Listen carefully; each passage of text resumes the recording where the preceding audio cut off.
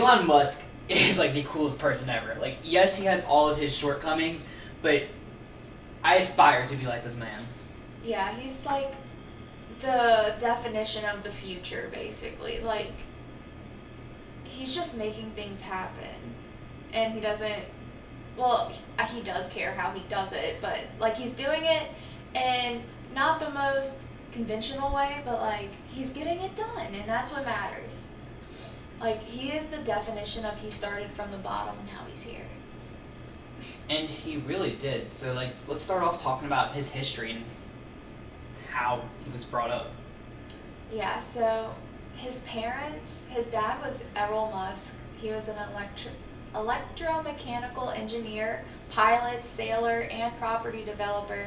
And his mother was May Heldman, and she was a Canadian model and dietitian. And they met in South Africa, in Pretoria, South Africa. And they apparently got married because they were bored in 1970. I read that too. How do you get married from being bored? I mean, I guess it's just that like young, wild, and free kind of mentality. And they got married and they had 3 kids. And Elon was born June 28th of 1971. Errol was a very abusive father, verbal and physically. He refused to get Elon a computer when he was a kid and said that computers would never amount to be anything, and he didn't care about his kids' futures. And poor little Elon Musk was bullied all throughout high school, and he even was like hospitalized one time because this group of bullies pushed him down the stairs. And then growing up, his mom said she began noticing like how smart he was around 3 years old, because he would begin to like reason with her and have like intelligent conversations for a baby. And so she put him into school a year early. And Elon himself said that around 5 or 6 he began feeling insane because the kids around him didn't think like him, and his brain was a never-ending explosion of information going on, just non-stop, and like the other kids just were not on his level, so he had no one to relate to as a kid. And then at 10 years old, he taught himself how to program and code computers because he just loved gaming and he wanted to like have a better game to play, and he knew how to achieve that goal. And then he realized he could write better software and sell it. Like, he realized he could do that and he would be better off to buy whatever he wanted. Now that's insane. I recently, probably like a year ago, really wanted to pick up computer programming and coding because I love gaming. I was like, dude, the coolest career would be making video games. Like, what would be cooler than that? So I started trying to teach myself, and I probably spent like 3 weeks on it, and I could like maybe write a program that just like showed my name on the screen. It's so difficult, and that's me at 25 years old trying to do that.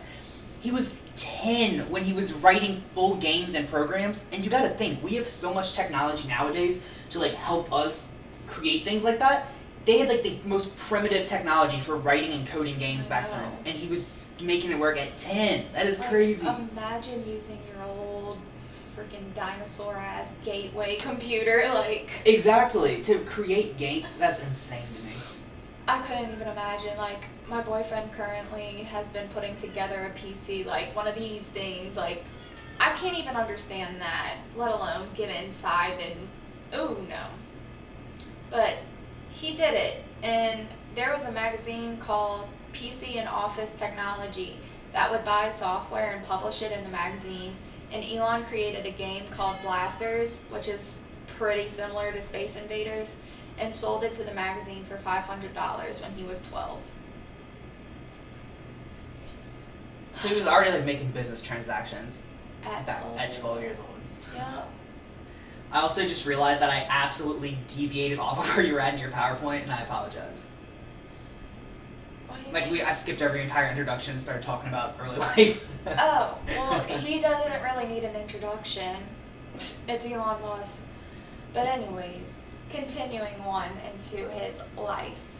At 17, he spent 2 years studying at Queen's University in Kingston, Ontario, which is in Canada, before transferring to the University of Pennsylvania, where he earned a dual bachelor's degree in physics and economics. And as a college student in a physics class right now for the first time, how? How, Elon? Like, physics is hard. It's doable, but like I couldn't imagine having to major in it. I couldn't either. That's so intense. And then in 1995, he had moved to Silicon Valley, which is in California, with only his car, his computer, and $2,000. He had started a program at Stanford University, but after only 2 days, he dropped out, opting to launch his first company, Zip2.com. And the company developed and marketed an internet city guide for the newspaper publishing industry with maps, directions, and yellow pages.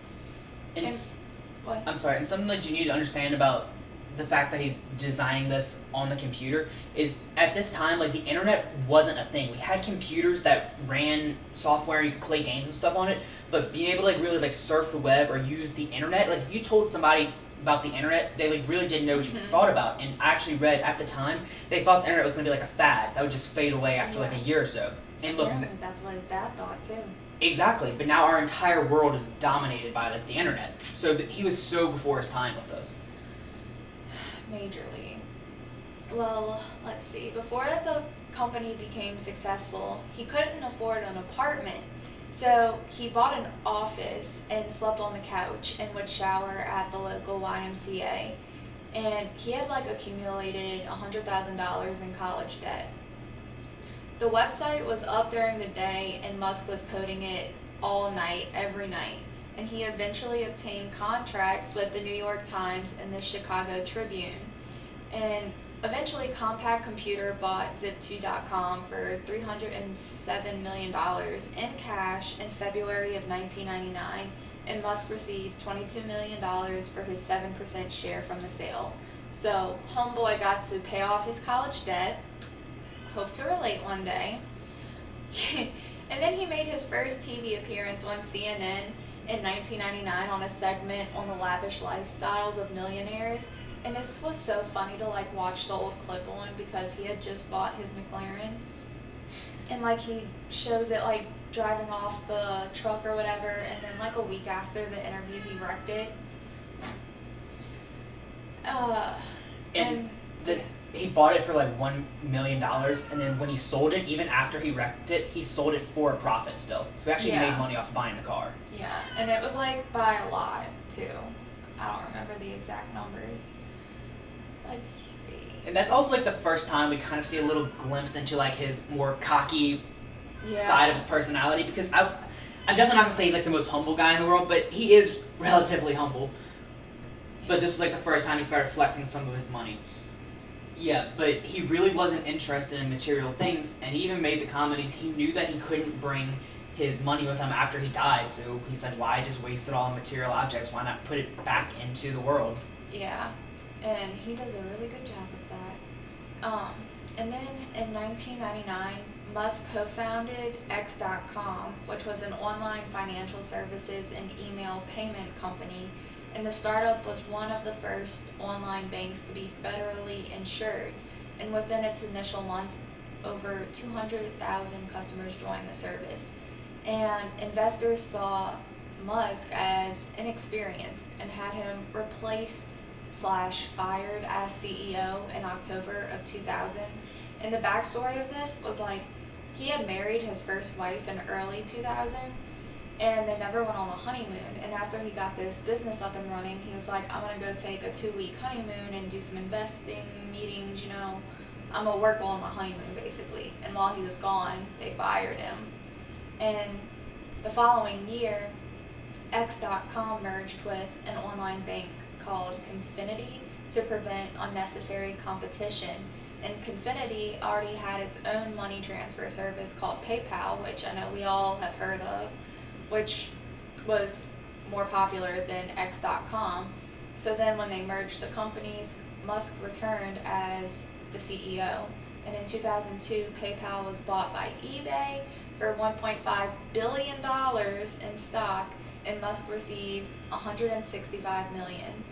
And then in 2017, Musk purchased the domain X.com from PayPal for an undisclosed amount because it had sentimental value.